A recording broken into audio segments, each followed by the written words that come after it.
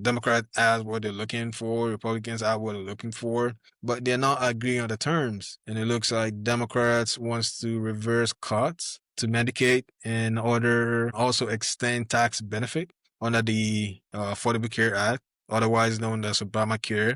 And also the Republicans, they're arguing that the healthcare provision should be separate from the government funding. And another point the Republicans have been pushing out there is that the Democrats are looking to cover illegal immigrants. And Democrats have explained that no illegal immigrant is able to get health insurance coverage under the Obamacare because you're required to be a legal resident in the country before you can have access to medical benefit like the Obamacare or the Affordable Care Act. The way Republicans are going about it, it looks like they are not willing to shift ground. Democrats are not willing to shift ground.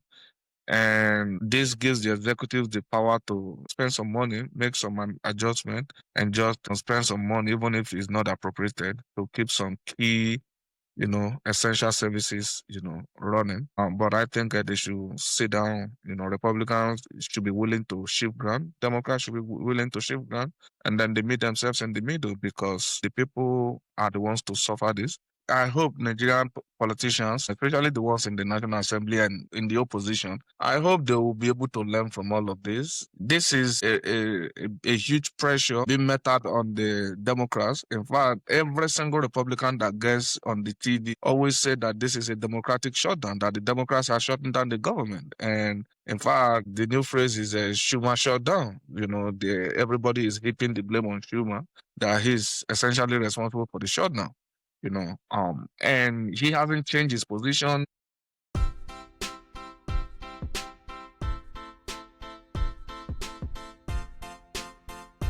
Hello, everyone. Welcome to the Why and He podcast.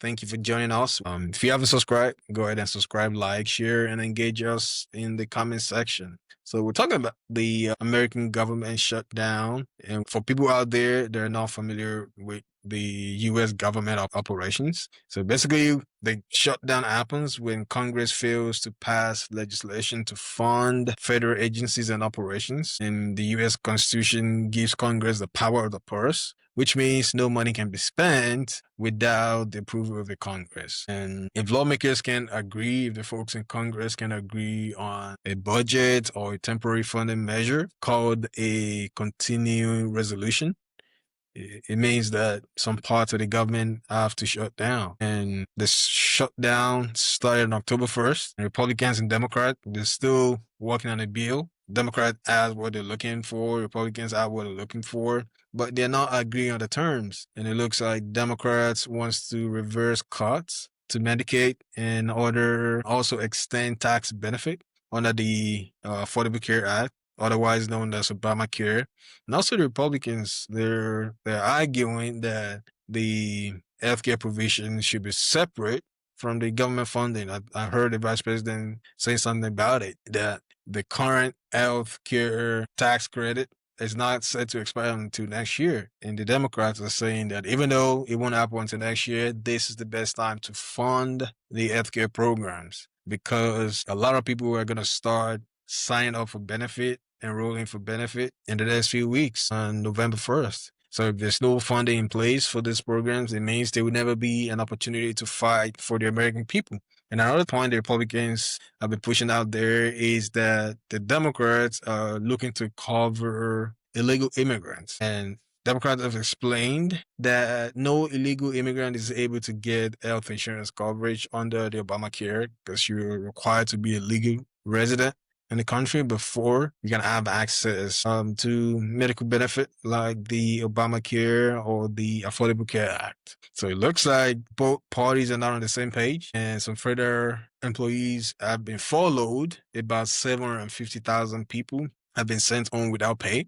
And essential workers are still working. The military, law enforcement, air traffic controllers, they are continuing to work without pay until funding resumes. Can't imagine how it absurd for people that have to show up to work and they know that they're probably not going to get paid until the Congress secures funding. So what's your opinion on everything going on with the U.S. government. Yeah, I mean, it's unfortunate that some people like PSA and stuff will be working without pay, or they will definitely get paid. But the nature of America, the way America is built and designed, it's not like Nigeria where you are owed almost 2 to 3 years salary. Here is almost like a pay as you go. So what this means is that some federal employees will not get paid, and some federal agencies will not be able to operate without the appropriation bill being passed. This is not unprecedented. This, I think, it happened in Trump's first term. And prior to that, I would think that it has also happened. Basically, it happens when they fail to reach a conclusion, to reach an agreement. And it's always a tug of war. It's always a battle between the two people. And, we'll implore Nigerian, National Assembly to learn from this. You don't have to say yes to everything the executive brings to the National Assembly. Negotiate, you negotiate, you negotiate. Make sure that by the time you're walking into that room, you have something that you're asking for, and the other party will have something that they're asking for, and both of you will sit down, talk about it, and meet yourselves in the middle. But the way Nigerian National Assembly is run, everything executive brings to the distance, they just say yes to it. There is no resistance, nothing at all. So I think Nigerian National Assembly should learn from this and realize that not everything that the executive brings get to pass and become law. For here, I think a lot of people, they are saying a lot of people will be affected. Like if you're on a SNAP program, if you're on CHIPS, on this Children Health Insurance Program, if you are, I think, on Social Security, will be affected. For me, I don't think I'm affected. I think they should sit down and talk it out. The way Republicans are going about it, it looks like they are not willing to shift ground. Democrats are not willing to shift ground. And this gives the executives the power to spend some money, make some adjustment, and just spend some money, even if it's not appropriated, to keep some key essential services. But I think they should sit down. Republicans should be willing to shift ground. Democrats should be willing to shift ground, and then they meet themselves in the middle because the people are the ones to suffer this. And we also know that this is just leading up to the midterm election. Everybody wants to score a political point, and I'm not blaming none of them for that. I agree. I agree. Republicans are not going to shift ground. They're not going to change their positions because the president told them, "Hey, we're not going to compromise on this. This is what we want or nothing." I don't think they negotiated in good faith, but they know what they want, and hopefully, maybe what they want will benefit the American people.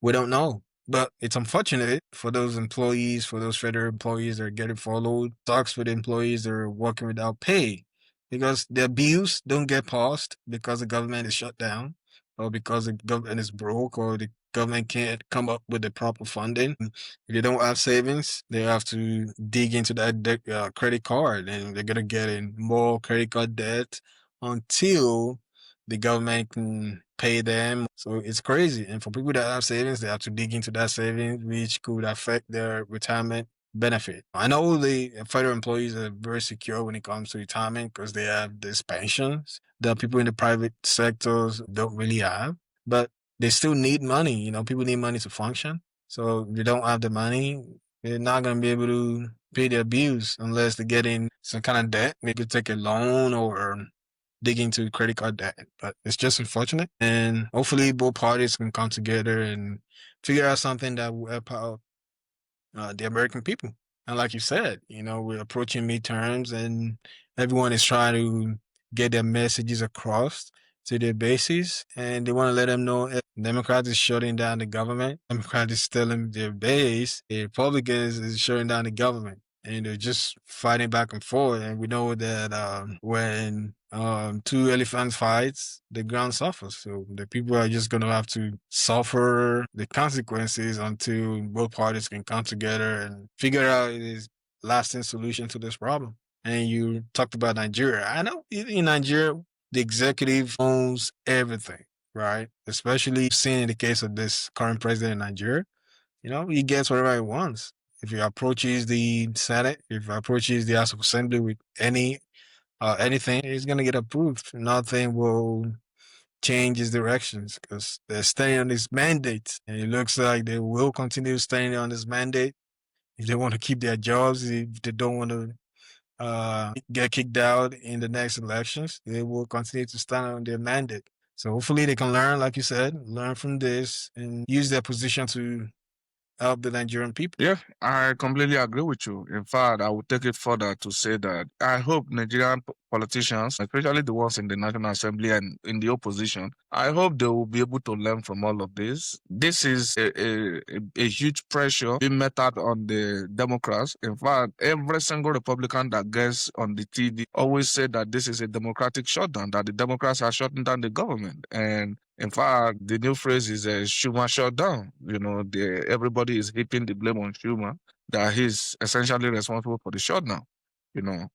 And he hasn't changed his position. He's not thinking of switching his political party. That is because the politics here is more driven by ideology. They have things they believe in, so it becomes very, very difficult for them to move, between political parties. I'm not saying it hasn't happened, but I don't have any specific example to give. But it's almost difficult to see a Republican becoming a Democrat or a Democrat becoming a Republican. A lot of times they just move to the middle and become independent. Otherwise, they just stay true to their cause. But in Nigeria, little pressure, you see them running like I don't know what to make of them. It's very easy for a PDP person, somebody in the PDP to run to APC, somebody in the after Tinubu's 8 years, the same person will run back to PDP. It's very easy for them. And then I think they should learn from this that is going on, that even with the smallest amount of pressure, you don't have to switch your political party. Stay true to your cause, stay in your political party and fight whatever pressure you're experiencing. But reverse is the case. Any single thing they're running as if their house is leaking. So I just hope they learn from this, and then I think this is what most Nigerians want to see between the National Assembly and the executives. Yeah, this is what most people want to see. Not everything that the executive brings to the National Assembly get to pass. Sometimes you tell them no. You put it to a vote, people should vote their conscience. It's not, I think the Nigerian National Assembly should also do away with all those voice vote.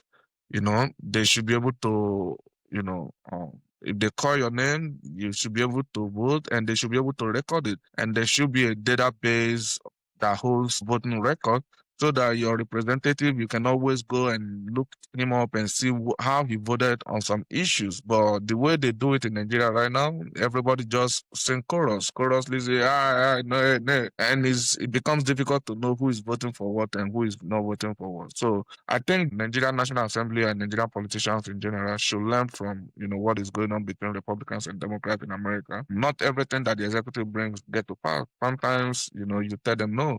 You put it to vote and let people vote their conscience. Let us know what you think about this situation. Do you see an end in sight? Do you think any of the parties will shift ground? Let us know what you think in the comment section. And then if you have been affected by this shutdown, let us also know in the comment section. We'll be happy to engage with you. And thank you for your support.